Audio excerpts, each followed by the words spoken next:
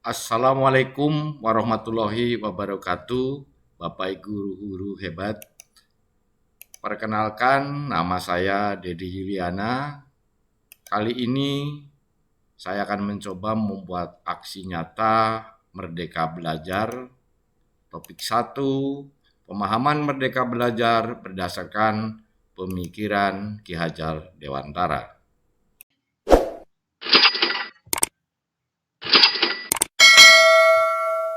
Modul pada pelatihan mandiri topik Merdeka Belajar ini terdiri dari 5, yaitu 1. Mengenali dan memahami diri sebagai pendidik. 2. Mendidik dan mengajar. 3. Mendampingi murid dengan utuh dan menyeluruh. 4. Mendidik dan melatih kecerdasan budi pekerti. Dan yang terakhir adalah modul kelima, pendidikan yang mengantarkan keselamatan dan kebahagiaan. Baik, kita lanjutkan.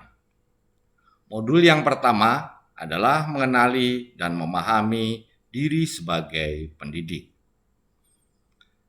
Materinya terdiri merefleksikan diri dan peran sebagai pendidik, memproyeksikan diri sebagai guru seperti apa di masa depan. Di dalam mengenali diri dan perannya sebagai pendidik, menurut Ki Hajar Dewantara, manusia merdeka yaitu manusia yang hidupnya bersandar pada kekuatan sendiri, baik lahir dan batin tanpa tergantung pada orang lain. Selanjutnya, untuk dapat mengenali karakteristik murid, maka kita harus mengenali dan memahami kekuatan dan kelemahan kita sebagai guru atau pendidik dengan secara terus-menerus selalu belajar secara mandiri dan mengembangkan potensi diri demi mengantarkan murid atau anak didik kita menjadi manusia yang merdeka. Kemudian, apa peran saya sebagai pendidik? Menurut Ki Hajar Dewantara, anak-anak hidup dan tumbuh sesuai dengan kodratnya sendiri. Pendidik hanya dapat merawat dan menuntun tumbuhnya kodrat itu. Guru diharapkan mampu sebagai penuntun, motivator, fasilitator sekaligus sebagai penggerak ke arah transformasi pendidikan yang berpihak pada murid. Peran guru sangatlah penting dalam pembentukan karakter dan pengembangan kompetensi murid sesuai dengan kodratnya. Ingin menjadi guru seperti apa saya di masa yang akan datang? Menurut Ki Hajar Dewantara, ing ngarsa sung tulodo ing madya mangun karso tutwuri handayani.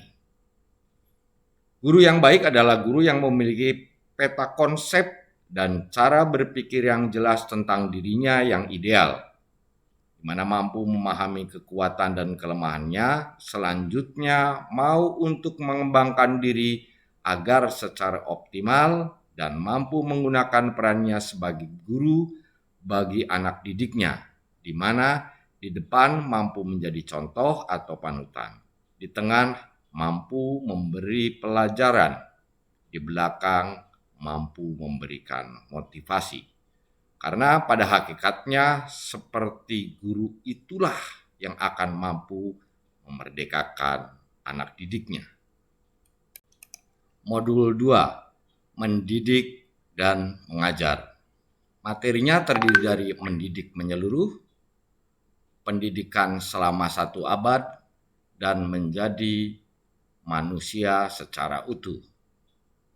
Mendidik menyeluruh, kita percaya bahwa sekolah dan pendidikan merupakan bekal untuk murid kita mengisi masa depannya. Menurut Ki Hajar Dewantara, mendidik adalah mengajarkan murid mengenai hal-hal yang belum diketahui sehingga membuatnya menjadi lebih tahu agar wawasan dan keterampilan yang dimiliki lebih baik untuk masa depannya. Pendidikan sebagai tuntunan, artinya tuntunan dalam hidup tumbuhnya murid sesuai dengan kodratnya. Pendidikan selama 1 abad. Apakah kita lakukan setiap hari di ruang kelas bisa membantu murid menyiapkan masa depannya? Pertanyaan di atas adalah bahan refleksi kita dalam hal memberikan pendidikan dan pembelajaran di dalam kelas. Apakah kita sudah cukup dalam menyiapkan anak didik kita untuk menyongsong masa depannya? Karena kemampuan bersaing bangsa ini salah satunya adalah menjadi tanggung jawab kita sebagai guru untuk menyiapkan anak bangsa ini dalam menghadapi tantangan di masa yang akan datang. Kemudian materi mengenai menjadi manusia secara utuh. Manusia memiliki 2 kebutuhan dasar, yaitu kebutuhan lahir dan batin. Pendidikan seyogyanya dapat memenuhi kebutuhan tersebut, di mana peran guru mampu memberikan layanan pendidikan baik lahir maupun batin agar murid mampu menjalani kehidupannya secara seimbang. Modul 3, mendampingi murid dengan utuh dan menyeluruh. Materi pada modul ini terdiri dari yang pertama kodrat murid dan asas trikon. Kodrat murid terdiri dari kodrat keadaan, kodrat alam, dan kodrat zaman. Bahwa segala perkembangan pada murid selalu dihubungkan dengan kodrat keadaan, kodrat alam, dan kodrat zaman. Tugas guru adalah menggali dan memahami potensi yang ada dalam diri siswa agar mampu berkembang. Asas trikon merupakan asas yang diawali dengan kon, yaitu kontinu, konvergen, dan konsentris.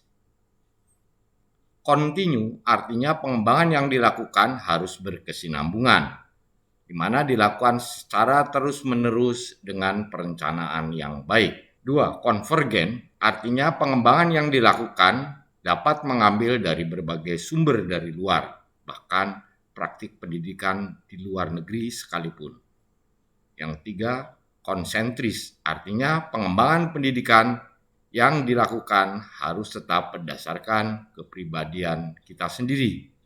Tujuan utama pendidikan adalah menuntun tumbuh kembangnya anak secara maksimal sesuai dengan karakter kebudayaannya sendiri.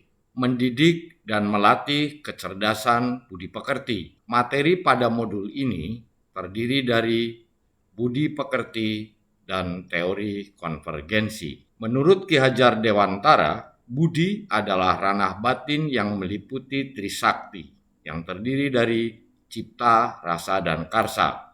Sedangkan pekerti adalah ranah batin yang mewujudkan tenaga.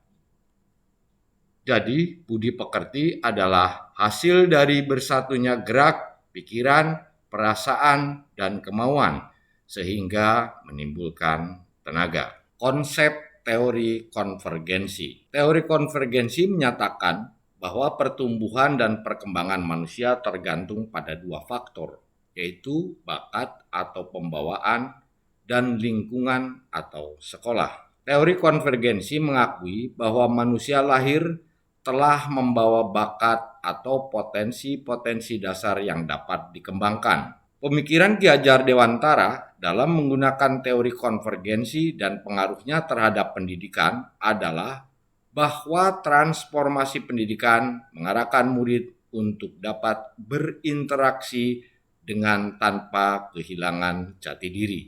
Modul 5. Pendidikan yang mengantarkan keselamatan dan kebahagiaan. Tujuan akhir dari seluruh pendidikan yaitu keselamatan dan kebahagiaan murid akan dapat dipenuhi dengan memahami peran guru melalui sistem Among. Murid generasi natif digital hidup di era kemajuan yang mengharuskan guru menjadi pendidik yang adaptif, inovatif, reflektif, kolaboratif, dan berpihak kepada murid. Bapak Ibu yang saya hormati, setelah melihat dan mendengar paparan saya berharap ada umpan balik yang isinya adalah dari paparan yang telah disampaikan sebelumnya. Saya pikir dan ternyata apa. Kemudian langkah kecil yang ingin saya lakukan setelah ini adalah link umpan balik adalah sebagai berikut. Tentunya nanti juga akan saya sampaikan pada deskripsi. Demikian yang bisa saya sampaikan. Semoga dapat bermanfaat. Amin. Dan terima kasih atas perhatiannya. Akhir kata, wassalamualaikum warahmatullahi wabarakatuh.